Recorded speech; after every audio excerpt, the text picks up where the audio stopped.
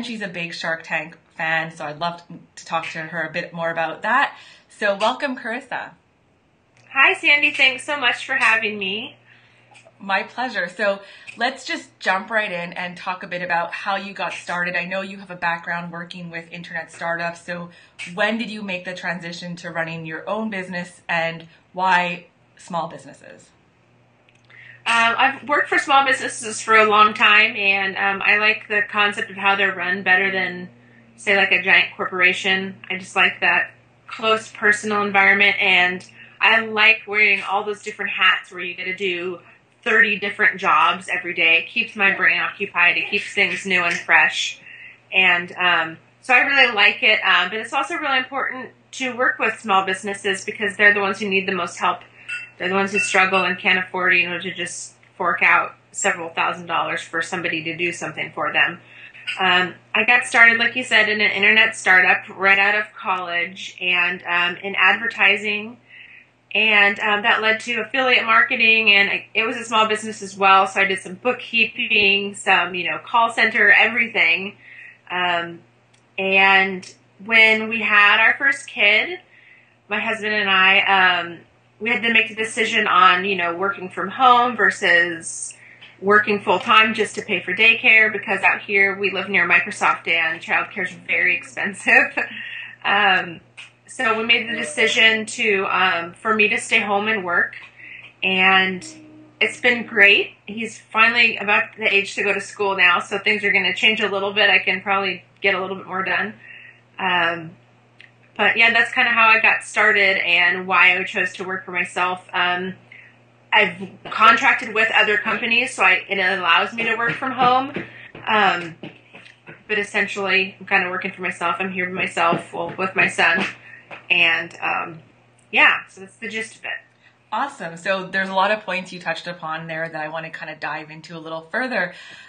So I guess that was the impetus for starting your own small businesses, Do It Better blog, because you were working with a bunch of different small businesses and you saw that need for providing resources, because you have tons of resources on your blog. Like, I started to go through them and I was like, oh, here's another good one, things that people get stuck on. Was that kind of what led to the evolution of the blog? Yes, well, I worked with Ovaleye, who produces my shows, and they also do web hosting. And so we work with a lot of small businesses because we're web hosts, so we get their websites going and whatnot. And this is sort of our way of scaling our conversations with all these small business owners into, information that could help other small business owners as well, because at one point or another, they all seem to go through the same thing. And so we turned that into a blog, and it was kind of like a small project on the side, and that eventually turned into the weekly show, which I initially co-hosted with the chief decision maker at Ovaleye, Kathy. And it's about 6 months into the show, I took this on as my project, and then she started her own new show, which was exciting for her. And the show kind of took off, and I incorporate my unique, I guess, personality into everything, like you said, with Shark Tank. And so the show took off, and then I decided, this is important, but also web presence is important. So then my geek came out of me in the internet aspect, and I've really been pushing hard with the blog and getting, like you said, those resources on there and finding questions that small business owners need answered and providing those resources for them. Awesome. And I mean, you do an amazing job. It's not even that you just do video, you're doing it live, and then, people can watch it after. How did that, I'm very familiar with Ovaleye. I've actually had Jen on the show, and I'm a big fan of young people, entrepreneurs. So what made you decide that, did you already have experience before doing video, or was it just like, I'm going all out, I'm going to do it live? Because I think for some people, just getting in front of the camera can be an issue. It is, and I've run across that too in interviews. People are saying, can I just mail you my product rather than being on camera? So video is a giant leap for a lot of people, and there's a lot of prep work behind it. As you know, you have to, do your hair and wear the right clothes and all this fun stuff, but you can't just sit at your computer and type a blog. So there's a lot of, things that you wouldn't think about behind video. But Ovaleye, their business model was to start incorporating video for small business to be able to utilize and incorporate into their marketing. So the best way to demonstrate that would be to do it ourselves, which we did. So like I have my show, Kathy has her show. The president of Ovaleye TV, Jennifer, you just mentioned, is also the director of Young Female Entrepreneurs. She has her own show.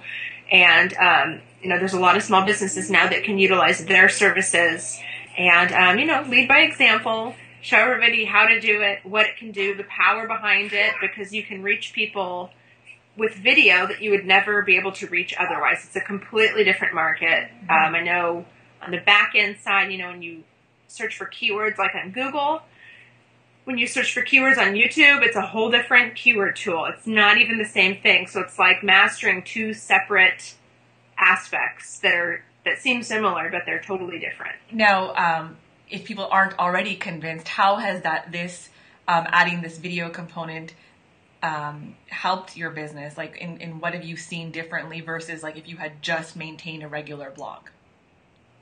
Well, I think the main thing is that people who read your blog or watch your show, they can really relate to you. And on the live show, I have a live chat room so people can talk to me. And it's sort of kind of an experience that's really unique, and you can't really describe it because you're there real time. You're asking myself questions live for the guest. All these entrepreneurs that have been on Shark Tank, that have been, raising 50 grand on Kickstarter campaigns. Basically, the advantage of tuning in live would be that you can ask them your question, where you'd never be able to otherwise. I mean, there's just no way to reach these people, or so I'm kind of providing the platform really to help everybody full circle, because a lot of these business owners who've been there and done that, they want to share with other people. They want to help other people. And I'm working on an ebook right now with small business tips and whatnot from small business owners. People that I haven't interviewed, so I'm not just taking them from the videos, but everybody who I've asked to contribute something, they've said, I want to give back. This is really important to me. Thank you for asking me, because I feel it's important to keep helping small business owners. So it's a giant sort of, community, and they all want to help each other. That's awesome. And I think, like you mentioned, because I've participated in many of the live chats, whether it's your show or Jennifer's show, and I think it's the accessibility. Like, we live in sort of time where this kind of stuff never existed. You either passively watch TV, but now, you can get on the hashtag, interact, and maybe, someone will retweet you. Or in the case of your shows, we can, comment on stuff, and, you'll see you guys respond and say, okay, we're working on the technical difficulties, or we're going to answer your question next. So it's really like a live experience. Definitely. And it's super fun. I like incorporating that.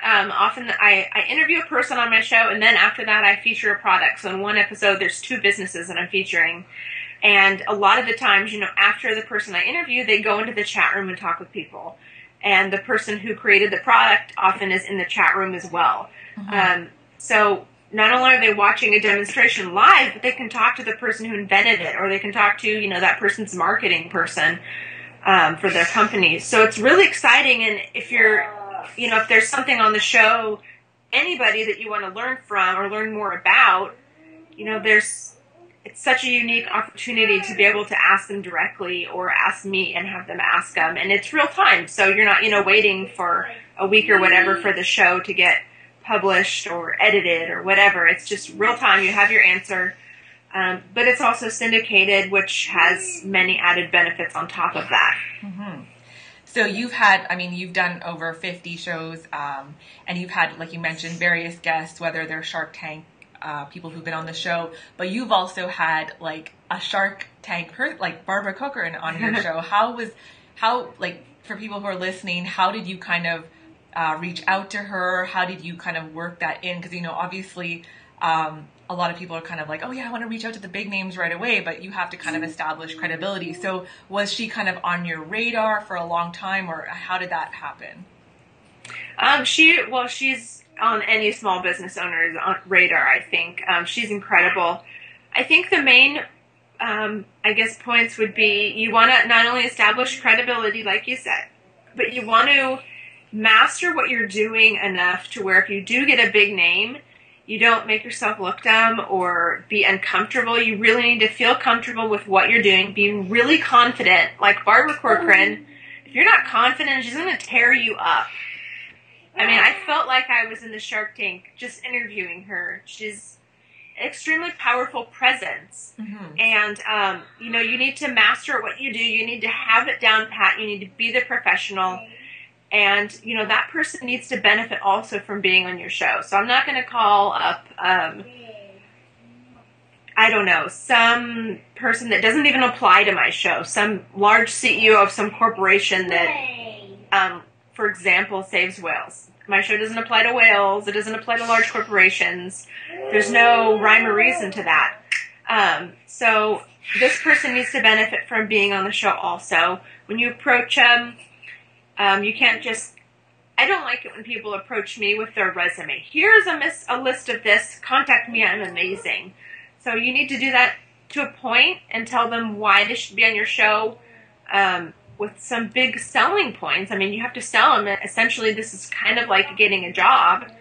And they need to know why they're going to benefit from being on your show, how it's different, who the audience is, that information, those key points on why we're all going to benefit from this one interview. And I think also it helps in your case, you are a big Shark Tank fan. There is also that sort of secondary factor as well. Like, yes, her talking to your audience, there's a fit, but it's also you have another interest because you regularly feature Shark Tank products. So there's kind of like two areas of sort of relationship when you're building that relationship that you could say, you're not just like a fan of the show, but you're also doing things with it. Yeah, we actually did the night Shark Tank premiered for this season. We did a live stream online premiere party, and it was insane. So we broadcasted live from the commercials on the premiere. So it was really crazy because we also had people in the studio to comment on what they thought of investments and whatnot, and so many people showed up. For this. It was incredible. I can't even explain it. It was super fun, but with the products that we featured, I think the week before or 2 weeks before Barbara was on, I featured Ava the Elephant, which was her first investment on the first episode ever. Right. And I've interviewed several of the businesses that she has invested in, as well as other businesses that she didn't, but were on Shark Tank. So I guess it kind of, like you said, proves credibility because I'm not like a fake Shark Tank watcher. I'm a true diehard Shark Tank nerd. That's awesome. So, rewinding a little bit to how you got started, and you mentioned that, at some point your husband and you had to make a decision of whether to go back to work or just pay for daycare. I'm sure there's a lot of people who are listening and kind of thinking, I'm in that position where, I really want to work on my business. How did you get started? Like, did you already have industry contacts? Was it just kind of like, these are all my skills, I'm going to just start by consulting? Like, what little steps did you take to kind of get started? Well, I didn't just take a leap of faith. I'm extremely, like I always lose at strategic games because I'm overly careful. So I was very careful. For years and years, I had on the side been consulting with small businesses. So I already had like a set platform, I guess you could say. And with Oval Eyes hosting members, you're always talking with small business owners. There's tons of referrals going on. So by all means, I'm not going to say that I just jumped right in because I didn't in any way, shape, or form. I give props to those who do it because I can't be one of those. That would scare me to death. I'm a planner. Well, I mean, I think there's nothing wrong with that. I think a lot of people, it's reassuring to hear that, you can do that side hustle or at least, plan to make that transition. So it's not just like, I hate my job. Tomorrow I'm going to wake up and it's all going to be magical. Like there has to be some kind of planning that is involved, or building. A lot of people say, start building that network before you need it, so that when you do tend to make that leap, you can kind of turn to those people and say, hey, what, this is what I have to offer. This is what I have to bring to the table. Let's, what can we do? Yeah, you don't want to rely on your 401k to support your business ventures or whatever. So yeah, plan it carefully, and there's no harm, like you said, in working on the side while you're working a full-time job. I know a lot of people who do that. You know, we talk off camera about their plan to leave their corporate job, and you know, they don't want in case their employer's watching, they don't want them to hear it. But I hear all sorts of entrepreneurs talking about this, and you know, that seems the way to go. It's a smart way to go. You can slowly build it. You won't get blindsided by these surprises that come with starting a business, and then you can fall back on your regular day job if you need to, or if you decide it's something that you don't want to do, you know, you're not stuck with it. Mm-hmm. So what's next for Small Businesses Do It Better? What's coming? You mentioned you have an ebook coming out. Anything else you want to share? I'll be sure to link it in the show notes. Kind of just more of the same stuff. I'm going to amplify it up a little bit. I'm really working very hard on getting guests that will answer problems that small business owners face. So I talk to a lot of small business owners. I've been more forthcoming about asking what they need help with and what kind of answers they need. Where do they need information that they can't get it otherwise? Because I found a lot of like podcasts on iTunes or wherever, they're really dated and they're high up in the rankings, but you know, they're not current, and things do change with time, even if it's just a year. In technology, that's a long time. Mm-hmm. So I'm working really hard in getting these answers that people really need with the guests and with the blog posts. And I also really like helping small businesses by promoting them. So products that I feature on the show, you know, it's not somebody that I know that I want to, you know, help out. It's somebody that contacts me and said, hey, I think this would be great for your show. So if you have a product, let me know. Awesome. Or if you'd like to be interviewed, let me know, because I don't just pick from wherever. I pick people who that other people can get value from, and that doesn't matter, you know, how many Twitter followers they have. It's experiences and innovation and that sort of thing. Exactly. That counts for more. I think it's like what you can teach people versus if you're just a big name, because people can't always relate to the big names because they're so far ahead. Yeah, and I've been collaborating with a lot of, I'm not sure what you could call it, organizations, I guess, lately. So I've been working with Dun & Bradstreet on helping businesses be aware of their business credit, because it's completely separate from personal credit. And like if you're going to get a grant or something like that, you have to have this stuff established already. So it's really important to get started. And I'm having an episode, which I haven't announced yet, so I'll tell you first, come up at the end of April. I think it's April. I just took down my calendar. April 30th, I think. It's going to be an Edison Awards episode, and Edison Awards is a organization for amazing products to be entered into their like sort of competition. Sort of like a new science fair for products, I guess you could say. Okay, that's cool. So we'll have a guest on the show that's a finalist in the Edison Awards for 2013, and then I'm also featuring a product that's a finalist for 2013.